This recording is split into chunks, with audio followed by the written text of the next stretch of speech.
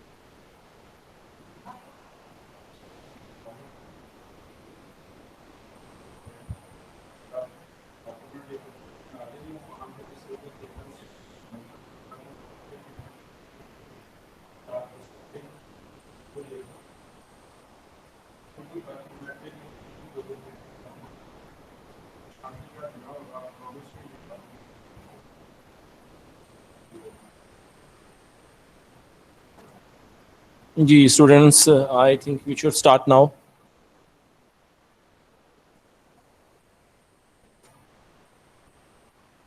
Okay, sir. Okay, ji. We have reached on the final page of that first story that we have been reading for 3 days, I think. ये भी आपको बता दूं कि थोड़ी हमारी स्पीड इस हवाले से कम है, क्योंकि मैं थोड़ी सी बिलीव करता हूँ इस बात के ऊपर कि बच्चों को जो है वो थोड़ा सा एक्सप्लेनेशन ज़्यादा होनी चाहिए. उनके पास नॉलेज जो है वो गिवन टेक्स्ट की निस्बत थोड़ा सा ज़्यादा होना चाहिए, ताकि वो जो है वो कल को जो है वो किसी भी चीज़ को है प्रॉपर एक्सप्लेन कर सकें, या नॉलेज के पॉइंट ऑफ व्यू से वो किसी हवाले से लैक ना करें.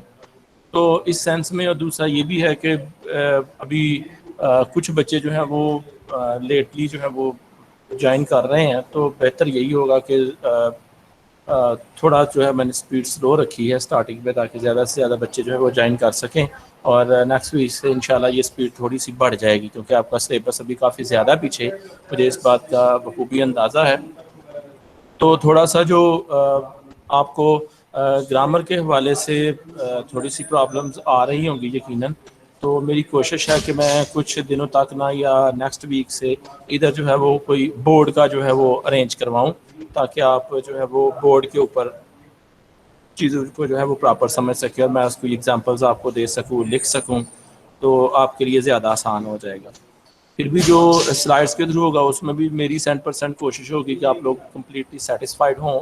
लेकिन इसके साथ साथ जो काम करना है आपने, वो ये है कि आपने प्रैक्टिस साथ साथ ज़रूर करनी है, क्योंकि आप खुद प्रैक्टिस नहीं करेंगे तो ये जितना भी ग्रामेटिकल काम है ये सारा सारा प्रैक्टिस बेस है.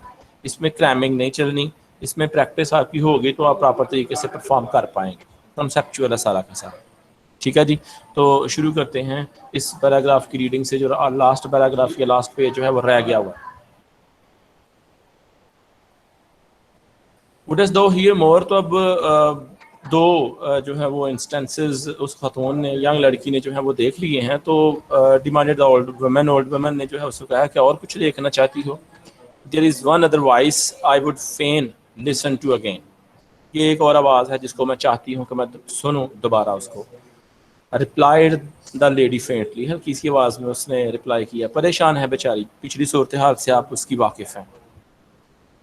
Then lay down the head speedily upon my knees, that thou mayest get thee hence, for the hour be past. कि जल्दी से दोबारा मेरे घुटनों के ऊपर सर रख लो जल्दी से, ताकि तुम जो है वो देख सको इससे पहले कि ये टाइम जो है वो गुजर जाए. ये भी एक सेंस क्रिएट की जा सकती है कि शायद ये जो मैजिकल ट्रिक्स हैं ये किसी ख़ास वक्त में परफॉर्म की जाती हैं. वो एक सेंस राइटर क्रिएट करना चाह रहा है कि ये वाकई ऐसा है कि कोई मैजिकल पावर्स या मैजिकल स्पेल्स हैं जिनके थ्रू ये किया जा रहा है. और यकीनन ये मैजिकल जो स्पेल्स हैं ये एक ख़ास ड्यूरेशन के लिए इफेक्टिव होते हैं. तो ये भी एक सेंस जो क्रिएट की जा रही है. The golden skirts of day were yet lingering upon the hills. Golden skirts का मतलब है कि शाम के वक्त जब सूरज की रोशनी है ना, ये थोड़ी गोल्डन कलर की हो जाती है. तो लिंगरिंग का वैसे मतलब होता है लंगर अंदाज होना, किसी जगह पे रुकना. जैसे शिप जो है वो किसी साहिल के आप ऊपर आके जो है वो लिंगर्ड हो जाता है, लंगर अंदाज जिसको कहते हैं हो जाता है. अभी तक स्टिल जो रोशनी है वो उन पहाड़ों के ऊपर शाम की रोशनी बरकरार है जो गोल्डन हो चुकी हुई है. But deep shades obscure the hollow and the pool. लेकिन उनके साए पहाड़ों के इतने आगे आ चुके हुए हैं कि अब जो वो दरमियान में पूल है वो कवर हो चुका हुआ है साए से, शेड से. Again sorry, as if somber night were rising thence to overspread the world.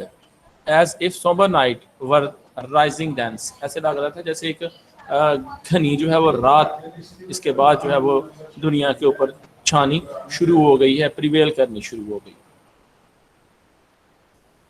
Again that evil woman began to weave her spell. और फिर उसने, स्पेल का मतलब जादू होता है, ठीक है.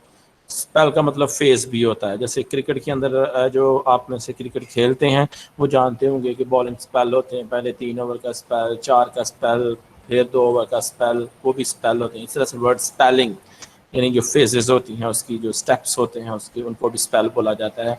लेकिन चार्मिंग स्पेल जो है वो कहा जाता है जादू के लिए, यानी वो उसने जो ट्रिक्स मैजिक के जो है परफॉर्म की हैं, तो उसको उसने दोबारा से वीव करना। वीव ऐसे होता है कपड़े का बुनना, लेकिन यहाँ पे उन मैजिक ट्रिक्स के अल्फाज को परफॉर्म करना जो है उसके लिए उसने वर्ड जो है वो यूज़ किया वीव है spell. Long did it proceed unanswered, काफ़ी देर तक जो है वो कोई इस पे जवाब नहीं आया। Till knolling of a bell stole in among the interval of a words, तो उसके अल्फाज के दरमियान ऐसा हो गया कि नॉलिंग ऑफ अ बेल यानी एक घंटी की जो है वो आवाज़ आनी शुरू हो गई है। वैसे नॉलिंग एक पहाड़ की जो टॉप होती है ना, जो सर्कुलर टॉप होती है, उसको बोलते हैं। वैसे यहाँ पे एक यूं भी आप कह सकते हैं कि उसने नॉलिंग ऑफ अ बेल इस सेंस में लिया है कि मतलब दूर से कहीं ऊंची आवाज़ जो है वो आ रही है। इन amongst the interval of her words, जो वो ओल्ड लेडी जो है वो वर्ड पर बोल रही है, मैजिक ट्रिक्स परफॉर्म कर रही है, उनके दरमियान में जो उसको हल्की हल्की कानों के अंदर जो है वो आवाज़ें आने शुरू हो गई। Like a clang that had travelled for over valley and rising ground, जैसे कोई घंटी जो है वो बजती जा रही है और चलती जा रही है किसी वादियों के ऊपर, और उसकी आवाज़ जो है वो बुलंद होती जा रही है। And was just ready to die in the air, और ऐसे लग रहा है कि अभी जो आवाज़ है वो क्या हो जाएगी, ख़त्म हो जाएगी, डेथ हो जाएगी इस साउंड की। The lady shook upon her companion's knees, तो लड़की जो थी जो बैठी हुई है उसके घुटनों के ऊपर सर रख के वो थोड़ा सा अपने आप को उसने हिलाया है। As she heard the boding sound, boding तकलीफ दे होती है, दुख भरी, ठीक है, मेलनकॉलिक साउंड जो है उसने सुनी है। Stronger it grew and sadder, और ये जितनी आवाज़ें हैं, ये जो मॉर्नफुल साउंड्स हैं, ये ज़्यादा ऊंची होती जा रही हैं और परेशान कुन होती जा रही हैं। Deepened into the tone of a death bell, और ऐसी आवाज़ में कन्वर्ट होती जा रही हैं जैसे ये डेथ बेल है। डेथ बेल हमारे जो रिलीजन है उसमें डेथ बेल का इतना कॉन्सेप्ट नहीं है, लेकिन जो क्रिश्चियनिटी है इसके अंदर जब किसी की डेथ होती है तो चर्च के अंदर जो है वो ऊपर सबसे ऊपर टॉप की एक जो बेल लटकाई होती है, वो बेल को जो है बजाया जाता है, उसको कहते हैं tolling of bell. For whom the bell toll, किसके लिए घंटी बजी है, टॉल फॉर दी, ये आपके लिए बजी है आज या कल, आखिरकार वो घंटी हमारे लिए भी बजनी है। गो कि हम क्रिश्चियन नहीं हैं, लेकिन किसी न किसी मस्जिद में इस बात का भी ऐलान होना है कि जनाब आज के इलाही से फ़लाँ फ़लाँ जो है वो इस दुनिया फ़ानी से रुखसत कर गया है। तो इट इन अ सेंस इसका ये मतलब है कि वो जो उसको आवाज़ें आ रही हैं वो बिल्कुल ऐसे होती जा रही हैं जैसे कि अब एक जो है वो घंटी बज रही है किसी चर्च के अंदर, जो किसी मौत का पैगाम है, जो किसी की मौत का ऐलान है, अनाउंसमेंट है। The lady shook up, sorry, stronger it grew and sadder and deepened into the tone of death bell, knolling dolefully from some ivy mantle tower. Knolling dolefully का भी यही मतलब है कि ये तकलीफ दे होती जा रही है। From some ivy mantled tower, यूँ कह रहे हैं आईवी एक बेल होती है जो हम आम ज़बान में बोलते हैं, जैसे अंगूर की बेल होती है, ऐसे और भी बहुत सारे पौधे हैं जिनकी बेल जो है वो चढ़ी होती है, यानी वो बेल बाज़ बात इतनी जो है वो बेलें थिक हो जाती हैं, वाइन्स इनको हम बोलते हैं, कि वो जो टावर होता है वो बीच में नज़र ही नहीं आता। मतलब इतनी जो है उसकी ऊंचाई दिन ब दिन बढ़ती जाती है और उसकी थिकनेस जो है वो बढ़ती जाती है। Mental tower and bearing tidying of mortality, और किसकी खबर ला रही है, मॉर्टेलिटी की। एक होता है इमॉर्टेलिटी, इमॉर्टेलिटी होता है कि आपको मौत नहीं आनी, और एक होता है मॉर्टेलिटी यानी आखिरकार आपने ख़त्म होना है, आपका ये जहान एंड होना है, आपका ये सफ़र एंड होना है। एंड वो टू द कॉटेज, यानी उस इलाके के रहने वाले लोगों के लिए परेशानियाँ ला रही है। To the hall and the solitary wayfarer that all might be for the doom appointed and turn to them, यानी वो जो लोग उधर जमा थे, और and to the solitary wayfarer, और वो जो ऐसे लोग हैं जो अकेले चल रहे हैं, यानी तन्हाई में जा रहे हैं या अकेले जा रहे हैं, सबके लिए that all might be for the doom, और सब जो है वो इस बात पे रो रहे हैं। डोम होता है मंजिल, वो दिन, डोम से कहता है क़यामत के दिन को या मौत के दिन को भी कह सकते हैं आप, यानी उस दिन के लिए जो मुख्तस कर दिया गया है हमारे लिए, उस दिन के लिए सब रो रहे हैं इंटर्न ऑफ दैम, उसकी बजाय यानी उसकी जगह पे। देन केम अ मेयर ट्रीड पासिंग स्लोली, फिर एक जो है वो सक्सेशन आ गया, एक जुलूस आ गया जो आहिस्ता आहिस्ता मूव करता जा रहा है, slowly on edge of mourners with a coffin, ठीक है, ऐसे हैं जैसे वो तकलीफ़ में हैं और मॉर्निंग कर रहे हैं, यानी आहो बका कर रहे हैं, विद अ कफन, यानी उनके पास एक तबूत है, तबूत लेके जा रहे हैं, यानी यूँ कह रहे हैं किसी का जनाजा लेके जा रहे हैं। Their garments trailing on the ground, और उनके जो कपड़े थे वो नीचे ज़मीन पर, जैसे ख़वातीन जो है बाज़ का वो ज़्यादा लंबा जो हबाया वगैरह पहन लेती हैं, तो वो ज़मीन के साथ लग रहा होता है। ऐसे ही उन्होंने जो कपड़े पहने हुए हैं वो लॉन्ग ड्रेसेस हैं और उनके जो ड्रेसेस हैं वो ज़मीन के साथ लग रहे हैं। और ट्रेलिंग होता है जो निशान बनना, जैसे कोई गाड़ी किसी सहरा के अंदर किसी मिट्टी वाले रोड के ऊपर जा रही हो तो उसके पीछे धुएं की, मिट्टी की, गर्दोगवार की एक लाइन बन जाती है, उसको हम बोलते हैं ट्रेल। तो ऐसे ही वो जो चलते जा रहे हैं, पत्ते हैं नीचे, रसलिंग ऑफ साउंड है, और उनके जो कपड़े हैं वो एक निशान बनाते हुए जा रहे हैं on the ground so that the ear could measure the length of their melancholy array। कहते हैं कि इससे पता चलता है, अरे वैसे जो है वो उसको बोलते हैं, ड्रेसेस को बोलते हैं, ठीक है, कि इससे ये पता चलता है कि उनका जो ड्रेसेस हैं वो कितने परेशान हैं, दुखी हैं। वो यूं भी ये कह सकते हैं कि जब इंसान परेशानी के आलम में होता है तो उसे इस चीज़ की परवाह नहीं होती कि उसका कपड़ा नीचे गिरा है, वो उसको संभाल रहा है कि नहीं संभाल रहा है। यानी यूं कह लो कि उन्हें परेशानी के अलावा कुछ नहीं सूझ रहा। वो जो लोग गुजरे हैं, ये वो खातून जो घुटनों के ऊपर सर रख के बैठी हुई है, वो देख रही है सारा मंजर। Before them went the priest, इससे पहले कि वो प्रीस्ट के पास आए, पादरी के पास आए, फादर के पास आए, क्योंकि उसने ही बिल्कुल इनकी जो फ्यूनरल है, जो आखिरी रसूमात है वो अदा करनी होती है। रीडिंग द बरियल सर्विस, यानी जिसने वो दफन करने के लिए जो बरियल सर्विस है पढ़नी है, बुक है इंजील है जिसको पढ़ते हैं। While the leaves of his book were rustling in the breeze, तो हवा चल रही है, इसके अंदर उसके पत्ते जो है वो पत्ते सॉरी कह रहा हूँ, उसके जो पेजेस हैं बुक के वो रसलिंग साउंड में प्रोड्यूस कर रहे हैं। And though no voice but his was heard to speak, इसके अलावा कोई आवाज़ नहीं है, सिर्फ उसके बोलने की आवाज़ है जो ऊंची आ रही है। टिल देयर वर रिवीलिंग्स एंड एनाथेमस, कि और कोई नहीं है, रिवाइलिंग्स एंड एनाथेमस है, यानी यूं कह सकते हैं कि एक ऐसी आहो बका है जिसमें किसी को जिम्मेदार ठहराया जाता है। वैसे रिवाइलिंग का जो लफ्जी मतलब होता है ना, वो अब्यूसिव लैंग्वेज यूज़ करना होता है, गालम गलोच जिसको हम कह सकते हैं, यानी बुरा भला कहना। और एनाथेमस का भी मतलब यही है कि जिसमें हम अपनी जो बुरी हालत होती है इसमें हम किसी और को जब जिम्मेदार ठहराते हैं, किसी और को बुरा भला जो है वो कहते हैं, किसी और को कहते हैं कि इसकी वजह से है, उस जो कन्वर्सेशन है उसको एनाथेमस जो है वो कहा जाता है। तो वो भी यही कर रहे हैं, whispered but distinct from women and from man, यानी औरतें और तरह से बातें कर रही हैं और मर्द जो है वो और तरह से, लेकिन बेसिकली दोनों के टॉपिक यही हैं। ब्रीथ्स अगेंस्ट द डॉटर, यानी वो अल्फाज बोल रहे हैं, किसके खिलाफ बोल रहे हैं? डॉटर, उस बेटी के खिलाफ। who had wrung the aged heart of her parents, इसने क्या कर दिया है? अपने बूढ़े माँ बाप के दिल को जो है वो तबाह कर दिया है। द वाइफ, उस बीवी की बात कर रहे हैं, who had betrayed the trusting fondness of her husband, जिसने अपने खामद का जो एतमाद है वो ख़राब कर दिया है। द मदर, उस माँ की बात कर रहे हैं, उस माँ को बुरा भला कह रहे हैं। who had sinned, जिसने गुनाह किया है अगेंस्ट नेचुरल अफेक्टेशन, यानी जो कुदरती मोहब्बत है उसको भी नहीं अपनाया। किसके कुदरती अफेक्टेशन कौन सी होती है? And left her child to die, और अपने बेटे को मरने के लिए छोड़ दिया। यानी वो लोग जो है सब के सब जितने उधर हैं वो जिम्मेदार ठहरा रहे हैं एक ऐसी खातून को जिसने अपने माँ बाप का दिल तोड़ा, माँ बाप का दिल दुखाया, माँ बाप को अफ्लिक्ट किया, अपने खामद का एतमाद तोड़ा, और जो कुदरती मोहब्बत है औलाद के साथ उसका भी उसने ख्याल नहीं किया और अपने बच्चे को जो है वो मौत के मुंह में धकेल दिया। The weeping sound of funeral train faded away like a thin vapour, तो ये जो चीखो बका और रोने की जो आवाज़ें थी आहिस्ता आहिस्ता हल्की होती गई। फेडेड अवे का मतलब है धुंधली सी, कम होना शुरू हो गई। लाइक अ थिन वेपर, जैसे जो है वो धुंध आहिस्ता आहिस्ता जो है एटमॉस्फेयर से कम हो जाती है, ऐसे। And the wind that just before had seem to shake the coffin pall, और हवा ने ऐसे है जैसे वो कफन के ऊपर जो दिया हुआ कपड़ा है या दिया हुआ जो कवर है उसको लूज कर दिया, हल्का कर दिया है। कफन पाल का मतलब है कफन के ऊपर दिया हुआ कपड़ा जो है वो ढीला है, खुल सकता है आसानी के साथ। But when the old woman stirred moan sadly round the verge of the hollow between three hills, और वो भी क्या कर रही है बेचारी, आहो बका कर रही थी। कहाँ? अपने दिल के अंदर, और उस खाली जगह के अंदर, उस खोखली जगह के अंदर जो इन तीनों पहाड़ों के दरमियान थी। But when the old woman stirred the kneeling lady, और फिर जब बूढ़ी औरत ने उसको हिलाया। स्टर होता है जैसे खाने के अंदर हम जो है वो बनाते हुए कोई लैडर या किसी स्पून से खाने को लाते हैं तो वो उसको बोलते हैं स्टर करना।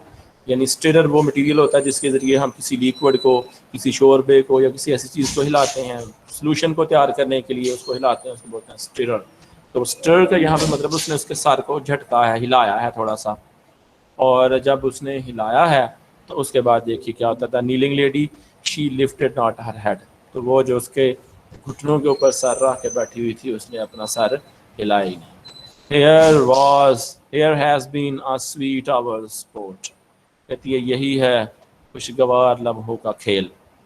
Said the withered crone, यानी उस जादूगर औरत ने कहा यही है खुशगवार लम्हों की मुसर्रत, खुशगवार टाइम की मुसर्रत। चकलिंग टू हर सेल्फ है कि मुस्कुराते हुए उसकी तरफ देखा, उस औरत की तरफ हंसते हुए देखा और कहा कि यानी तुम अब वो खुशगवार वक्त जो है वो गुजार चुकी हो, यानी इन अ सेंस वो बेसिकली उसकी जान ही लेना चाहती थी, या यूँ भी समझ लें कि वो उसको इस सेंस में पर्ज करना चाहती थी, उसको एहसास दिलाना चाहती थी कि भाई वाकई तुमने जो है वो इन लोगों से गलत किया है, और अगर तुम इसका खमियाजा भुगत जाती हो तो शायद तुम्हारे गुनाह कम हो जाएं, शायद तुम्हारा पछतावा कम हो जाए, शायद तुम्हारी जो आने वाली ज़िंदगी है उसके अंदर जो मुश्किलात हैं वो कम हो जाए। तो मौत पे उस यंग लेडी का, जो अपने माँ बाप को छोड़ के आई थी, जो अपने खामद को छोड़ के आई थी, जो अपने बच्चे को छोड़ के आई थी, उसका जो है वो खात्मा हो जाता है, उसकी जान निकल जाती है, उसकी रूह परवास है। जी, तो स्टोरी हो गई ख़त्म। ठीक है, अब आपने बुक से जो है इसके लॉन्ग क्वेश्चन भी देखने हैं। तो इसके अलावा आज आपको मैं इस स्टोरी के हवाले से बिल्कुल छोटी सी एक असाइनमेंट दूंगा, बिल्कुल इतनी असाइनमेंट कि आप आधा घंटा भी ज़्यादा है, 15-20 मिनट काम करेंगे तो आप ये असाइनमेंट बना सकते हैं। लेकिन ये आज के लेक्चर के एंड पे आपने मुझे जो है वो याद करवाना है, लेकिन मुझे याद रहेगा फिर भी, लेकिन इन केस अगर नहीं रहता तो आपने याद करवाना है, तो मैं आपको जो है वो उसकी असाइनमेंट दूंगा इस स्टोरी के हवाले से। अब आपने इसके अपनी बुक से लॉन्ग क्वेश्चंस पढ़ने हैं, खुद से रीड करने हैं, उसके बारे में भी हम कोई डिस्कशन टाइम जो है वो रख लेंगे। तो बेसिकली ये स्टोरी जो इस तरह से क्रिटिकली आपको पढ़ाने का मकसद ये था कि आपके लॉन्ग क्वेश्चन भी तैयार हों और आप इसको मुकम्मल तौर पर पढ़ें, ताकि एक एक पॉइंट आपके जहन में हो, और अगर इनमें से कोई MCQs टाइप क्वेश्चन आए तो आप उनका बेहतर तरीके से जो है वो आंसर कर सकें।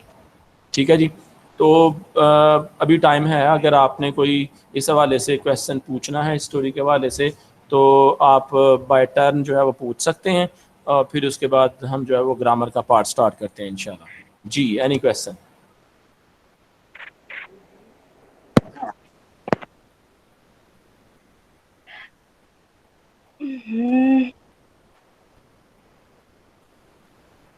अगर कोई क्वेश्चन नहीं तो ग्रामर का पोर्शन स्टार्ट करें फिर। सर वो मैंने पूछना था कि मतलब स्टोरी में से मतलब क्वेश्चंस तो आते हैं, उसके करेक्टर के बारे में भी आते हैं और स्टोरी के बारे में भी आते हैं, उसके व्यू के बारे में भी आते हैं, तो जो ऑथर है उसकी भी मतलब उसकी बायोग्राफी के बारे में भी कुछ आता है या सिर्फ उसका नाम ही पूछते हैं वो? इसके अलावा तो नहीं ना कुछ पूछते वो?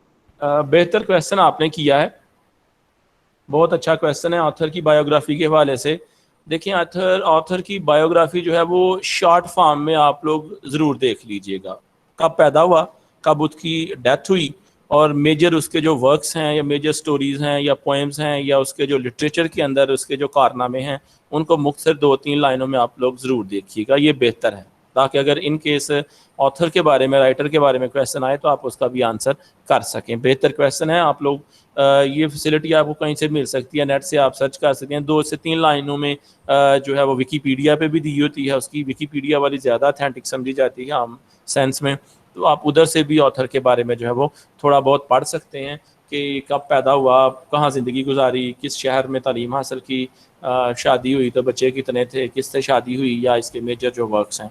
ये चंद नोट्स हर एक राइटर के आपने खुद से बना लेने हैं। समझ लें कि एक पेज पे आपने ना उसका डेट ऑफ बर्थ, फिर उसकी डेट ऑफ डेथ, फिर उसके मेजर वर्क्स, फिर अगर उसने शादी की है तो उसकी जो वाइफ्स हैं उनके जो है वो नेम मेजर वर्क्स हैं उसके, तो उनको मेंशन कर लें। तो इतना ही उसके लिए मेरे ख्याल में काफ़ी होगा MCQs के लिए। ज़्यादा डिटेल तो लॉन्ग क्वेश्चन में भी ऑथर के बारे में नहीं पूछी जाती, लेकिन जो सब्जेक्टिव क्वेश्चन है उनको आप पढ़ें, आपको पढ़ने से ही आप जो है वो समझ आ जाएगी कि ये स्टोरी के अंदर हमने जो जो पढ़ा है वाकई ये लॉन्ग क्वेश्चन उसके मुताबिक है और हम आंसर कर सकते हैं इंशाल्लाह। फिर भी हम उसको डिस्कस ज़रूर करेंगे।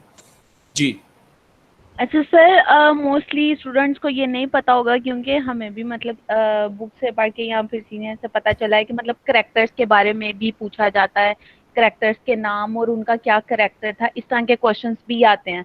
तो अगर जी। आप हमें डिटेल में एक दफ़ा बता दें कि किस किस किस्म के और क्वेश्चंस आते हैं तो फिर हमारे लिए आसानी हो जाएगी। जी, जो क्वेश्चन आते हैं ना वो आते हैं इसके मेजर थीम के। वैसे मेजर थीम का सब्जेक्टिव टाइप क्वेश्चन होता है, ऑब्जेक्टिव नहीं आता है, क्योंकि थीम ऐसी चीज़ होती है जो हर किसी की अपने व्यू पॉइंट पे डिपेंड करती है। तो ऐसे क्वेश्चन ऑब्जेक्टिवली नहीं पूछे जाते, ठीक है।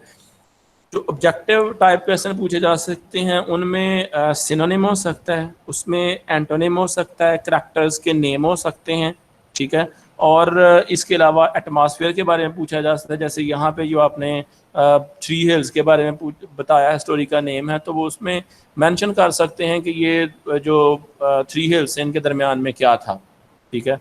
वो जो पूल था उसके पानी का कलर क्या था। तो टेक्स्ट आपने अगर ध्यान से पढ़ी है तो आप उसको बेहतर तरीके से परफॉर्म कर सकते हैं। जी, थैंक यू सर। और कोई क्वेश्चन? नहीं सर, थैंक यू। चलें फिर जो है वो ग्रामर का पोर्शन करते हैं इंशाल्लाह।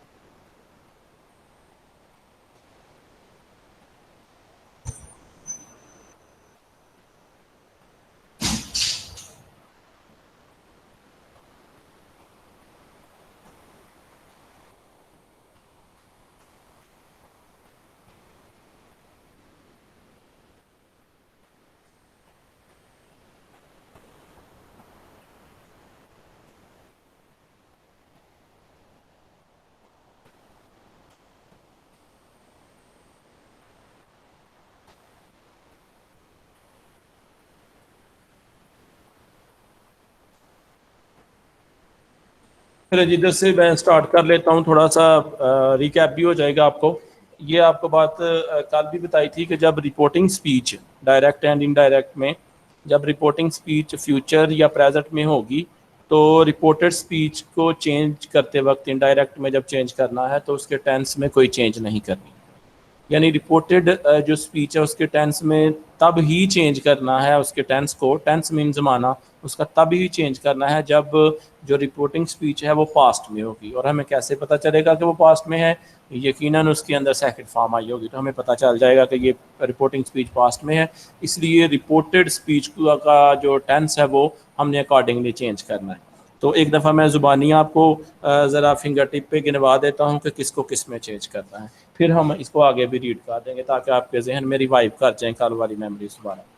अगर तो रिपोर्टिंग स्पीच पास्ट में है, ये कंफर्म आपने जहन में बिठा लें कि जब पास्ट में होगी तभी टेंस की चेंजेस अगले हिस्से में आनी है, वगरना नहीं आनी। तो जब रिपोर्टिंग स्पीच पास्ट में है तो फिर देखना है कि रिपोर्टेड स्पीच, अगर तो रिपोर्टेड स्पीच है प्रेजेंट इंडेफिनिट तो उसको आपने पास्ट इंडेफिनिट में कर देना। अगर रिपोर्टेड स्पीच है प्रेजेंट कंटिन्यूस में तो उसे आपने पास्ट कंटिन्यूस में कर देना। अगर रिपोर्टेड स्पीच है प्रेजेंट परफेक्ट में तो उसे पास्ट परफेक्ट में कर देना। अगर रिपोर्टेड स्पीच जो है वो है पास्ट परफेक्ट कंटिन्यूस में, सॉरी प्रेजेंट परफेक्ट कंटिन्यूस में, तो उसे पास्ट परफेक्ट कंटिन्यूस में चेंज कर देना। अगर reporting speech already reported speech जो है वो पास्ट इंडेफिनिट में है तो उसे पास्ट परफेक्ट में चेंज कर देना। और अगर पास्ट कंटिन्यूस में है तो भी उसे पास्ट परफेक्ट कंटिन्यूस में चेंज कर देना। तो यहाँ तक चेंज है। आगे जो विल और शैल वाली हैं वो आपको, विल और शैल में चेंजेस अगर आएंगी, विल और शैल को पास्ट के बारे में बता रहा हूँ कि विल जो है वो वुड में चेंज होता है और शैल जो है वो शुड में चेंज होता है। ये आगे आनी है चेंजेस, उसको भी आप देख लीजिएगा। Simple present tense past tense में चेंज हो जाएगा। ये एग्जांपल भी दी हुई है, एक कल भी हमने की थी। प्रेजेंट कंटिन्यूस पास्ट कंटिन्यूस में चेंज हो जाएगा, ये उसकी एग्जांपल दी हुई है। और पास्ट जो है वो पास्ट डेफिनेट जो है पास्ट परफेक्ट में चेंज हो जाएगा। और पास्ट परफेक्ट में आपको पता होना चाहिए कि हैड आता है हेल्पिंग वर्ब, और थर्ड फॉर्म ऑफ वर्ब जो है वो यूज होती है। ये गलत है, प्रेजेंट कंटिन्यूस नहीं है, इधर पास्ट कंटिन्यूस। कल भी मैंने बताया था पास्ट कंटिन्यूस जो है वो पास्ट परफेक्ट कंटिन्यूस में चेंज हो जाएगा। जैसे ही said I was playing football, तो पिछला हिस्सा चूंकि पास्ट में है तो अगला पास्ट कंटिन्यूस है, इसे पास्ट परफेक्ट कंटिन्यूस में, और पास्ट परफेक्ट कंटिन्यूस में जब चेंज करते हैं तो हैड बीन हेल्पिंग वर्ब आता है, ठीक है, और वर्ब के साथ ing आता ही आता है। तो ही सेड दैट, आई को ही के मुताबिक चेंज करना, he said that he had been playing football for 2 years, ये आगे चेंज किया हुआ दिखाया होगा। अब आ गया ग्रुप 4, कैसे सेंटेंसेस जिसमें विल या शैल आ जाएगा, यानी फ्यूचर के आ जाएंगे, तो उसमें हमने कैसे चेंज करना है। तो मैंने आपको बता दिया है कि जिस टेंस के अंदर विल आया होगा उसको आपने वुड में उसको चेंज कर देना, अगर शैल आया तो उसको शुड में चेंज कर देना। जैसे यहाँ पे एग्जांपल आ गई, Fortune said the wallet will burst, तो सिंपली आपने करना है the Fortune said that the wallet will को आपने किस में चेंज कर देना है, वुड में चेंज कर देना है, वुड बस्ट हो गया, ठीक है। इस तरह से ही said I can make the bagger rich, can को कुड में चेंज कर देते हैं, विल को वुड में, शैल को शुड में, और कैन को कुड में। और इसी तरह से देखिएगा, ही said I can make the bagger rich, तो आई को ही के मुताबिक चेंज करना है, ही सेड दैट ही, और कैन को किस में चेंज कर देना है, कुड में, he could make the bagger rich. उसके बाद ही सेड आई शैल गो, तो उसने अपने बारे में बात की है, लिहाजा जब हम इनडायरेक्ट करेंगे तो उसी की जगह पे उसका प्रोनाउन लगाएंगे, ही वाला। ही सेड दैट ही, शैल नहीं आएगा, अब क्या आ जाएगा, ही शुड गो। ये जितनी भी चेंजेस हैं टेंस की, ये जहन नशीन कर दीजिएगा कि तब होनी है जब रिपोर्टिंग स्पीच पास्ट का होगा, और अगर रिपोर्टिंग स्पीच फ्यूचर का है या प्रेजेंट का है तो फिर रिपोर्टेड स्पीच के अंदर कोई चेंज नहीं आनी, टेंस की कोई चेंज नहीं आनी। जो प्रोनाउन है या कुछ वर्ड्स हैं उनको तो जरूर चेंज करना ही करना। ये देखें, शैल जो है वो किस में चेंज हो जाना है, शुड में, विल जो है वो वुड में, और कैन जो है वो कुड में चेंज हो जाना।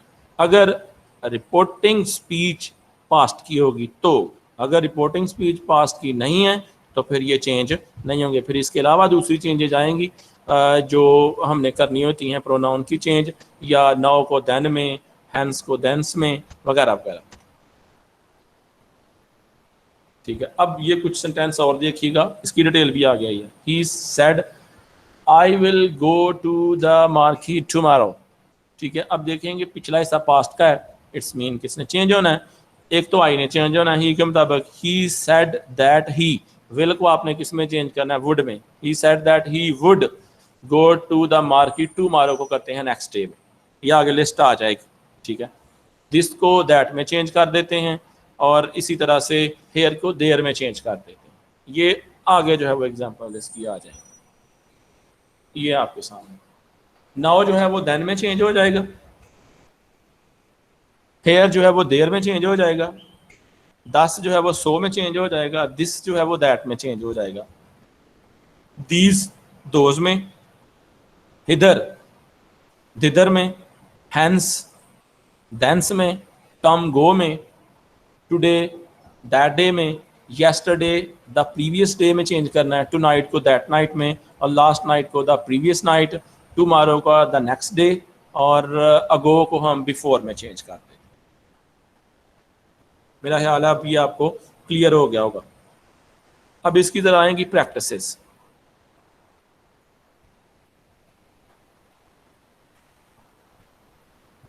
ये स्क्रीन शेयर हो गई होगी आपको, let's practice.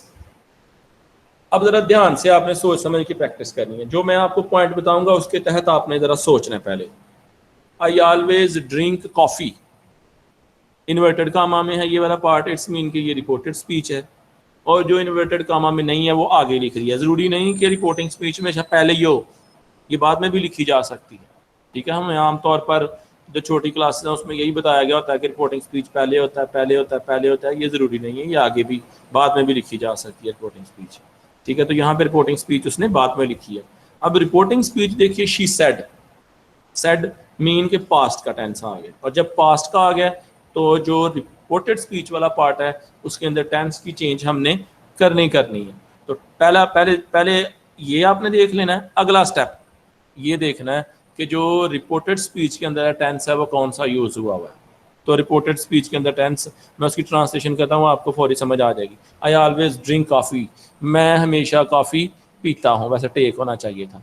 I always drink coffee, मैं कॉफ़ी पीता हूँ। ता हूँ, ती है, ते हैं, ती हूँ वगैरह आए तो वो कौन से सेंटेंस होते हैं? Past indefinite. और पास्ट इंडेफिनिट को हम किस में करते हैं? सॉरी, प्रेजेंट डेफिनेट है। प्रेजेंट डेफिनेट को हमने किस में चेंज करना है? Past indefinite. ता है, ती है, ते हैं अगर ट्रांसलेशन के अंदर आ रहा है तो समझ लें कि ये प्रेजेंट डेफिनेट है, और प्रेजेंट इंडेफिनिट को किस में चेंज करना है आपने? Past indefinite. और पास्ट इंडेफिनिट के अंदर सेकंड फॉर्म आती है पॉजिटिव सेंटेंसेस में, सेकंड फॉर्म ऑफ वर्ब लगानी होती है आपने। और अगर नेगेटिव है तो फिर डिड नॉट आ जाता है, या इंट्रोगेटिव है तो फिर डिड आ जाता है। ये भी हमेशा ज़हन में रखिए कि सेकंड फॉर्म ऑफ वर्ब हमेशा सिंपल पास्ट टेंस में आती है, इसके अलावा कहीं भी यूज नहीं होती second form of verb. Even जब नेगेटिव में आ जाते हैं पास्ट इंडेफिनिट के टेंसेस, उसमें भी सेकंड फॉर्म यूज नहीं होती। जब डिड लग जाएगा तब भी सेकंड फॉर्म यूज नहीं होगी। बहुत सारे बच्चे ऐसे करते हैं, स्टूडेंट्स ऐसे करते हैं कि वो डिड भी लगा देते हैं, सेकंड फॉर्म भी लगा देते हैं, तो ये गलत हो जाता है। जब भी सेंटेंस के अंदर डिड आ जाएगा फिर सेकंड फॉर्म नहीं लगेगी, आपने जहन में बिठा लीजिएगा। तो अब ये प्रेजेंट इंडेफिनिट का इसको आपने किस में कर देना है? पास्ट इंडेफिनिट में। तो क्या किया है उसने? अभी इसकी आगे आंसर भी आने, लेकिन मैं आपको बता लूं, आप बेशक लिख भी सकते हैं शी सेड दैट। अब आई आ गया है, आई शी के मुताबिक चेंज होगा। She said that she always drink की सेकंड फॉर्म लगा दें, she always drank coffee. Sir एक मिनट जी सर, ये ऑलवेज का लफ्ज आ रहा है तो फिर ये पास्ट कंटिन्यूस नहीं है? नहीं, पास्ट कंटिन्यूस तब होता है जब वाज और वर यूज हुए हों और साथ में वर्ब के साथ आईएनजी लगाओ।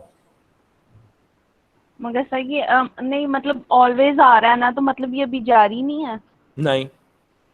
नहीं, रूटीन शो कर रहा है, रूटीन शो कर रहा है, इसके नीचे वाला पॉजिटिव ये कंटिन्यू नहीं है। इसको कंटिन्यूस तब होगा जब वर्ब के साथ आईएनजी फॉर्म आई होगी, ठीक है? तो ये कंटिन्यूस नहीं है, ये प्रेजेंट इंडेफिनिट है simple. I always go to school, मैं हमेशा स्कूल जाता हूँ, तो ये कंटिन्यूस तो नहीं है, ठीक है? उस सूरत में कंटिन्यूस होता है जब वर्ब के साथ आईएनजी, इंग्लिश में जरा पहचान अपने जहन में रखें, क्योंकि उर्दू में लिखे हुए नहीं आने, इंग्लिश में आने हैं।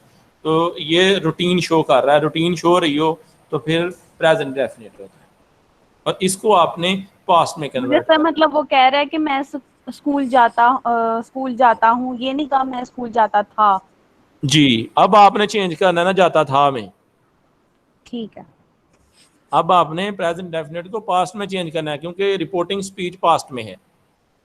ठीक हो गया? शी सेड दैट, शी, क्योंकि आई एन आई को शी के मुताबिक चेंज करना है। She said that she always, अब ड्रिंक पास्ट डेफिनेट में सेकंड फॉर्म आती है, क्योंकि ये नेगेटिव नहीं है, डिड नहीं आना, तो इसलिए सेकंड फॉर्म लगानी पड़ेगी। जब डिड लग जाएगा, डिड नॉट, फिर सेकंड फॉर्म नहीं आती। She said that she always drank coffee. ठीक हो गया? अब अगला सेंटेंस देखिएगा, इसमें भी रिपोर्टिंग स्पीच उसने एंड पे लिखा है, I was reading a book. I was reading a book, पहले तो जो रिपोर्टिंग स्पीच है वही रिपोर्टेड स्पीच जो है इन्वर्टेड कामा के अंदर जो स्पीच है वो देख लें, पास्ट डेफिनेट की है, ठीक है? वाज या वर और वर्ब के साथ आईएनजी आया हो तो वो क्या है? Past definite. Is are am और वर्ब के साथ आईएनजी आया हो तो वो प्रेजेंट कंटिन्यूस होता है, ठीक है? वाज वर और वर्ब के साथ आईएनजी आया हो तो वो past continuous. Is are am और वर्ब के साथ आईएनजी आया हो तो वो प्रेजेंट कंटिन्यूस होता है। अब यहाँ पे पास्ट कंटिन्यूस है, ये I was reading a book, he explained, ठीक है? तो इसको जब हम करेंगे तो ये पास्ट कंटिन्यूस है, इसे पास्ट परफेक्ट कंटिन्यूस में चेंज करना है, इसमें हैड बीन आ जाना है हेल्पिंग वर्ब, ठीक है? ही एक्सप्लेन्ड दैट ही, अब वाज नहीं आएगा, that he had been reading a book, ठीक है? यानी पास्ट कंटिन्यूस हो तो उसे पास्ट परफेक्ट कंटिन्यूस में चेंज करना, ठीक है जी? समझ आ गई इसकी भी? Yes sir. थर्ड देखिएगा, ही said I can drive a car. अभी आपने ताज़ा ताज़ा पढ़ा, समझ भी आ जाएगी आपको। ही सेड, पास्ट का हिस्सा आ गया रिपोर्टिंग स्पीच वाला, तो इसका मतलब है कि रिपोर्टेड स्पीच के अंदर भी टेंस की चेंज होनी है। और टेंस की चेंज क्या होनी है कि इसमें कैन यूज हुआ है, कैन को आपने किस में चेंज कर देना है, कुड में चेंज कर देना, और आई ने तो ही के मुताबिक चेंज होना ही होना है। He said that he could drive a car. ठीक है, नीचे जो 4 से आ गया ना, मैं आपको 2 मिनट का टाइम देता हूँ, इनको ज़रा अपने जहन में सोचिएगा, ताकि आगे मैं इसकी जो सॉल्व है सोल्यूशन वो आपके सामने लाता हूँ, ताकि आपको अंदाज़ा हो जाए कि हमारी प्रैक्टिस कितनी है इसमें।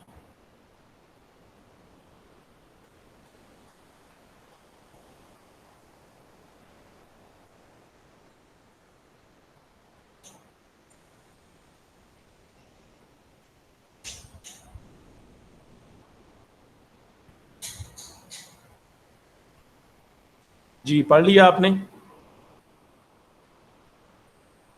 मेरे को माइट